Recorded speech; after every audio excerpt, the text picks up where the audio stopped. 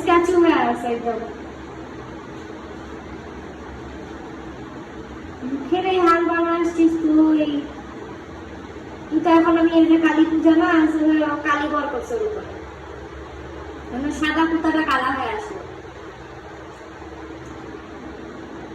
কালী এসে ভয় করছিল, কি করবে এখন?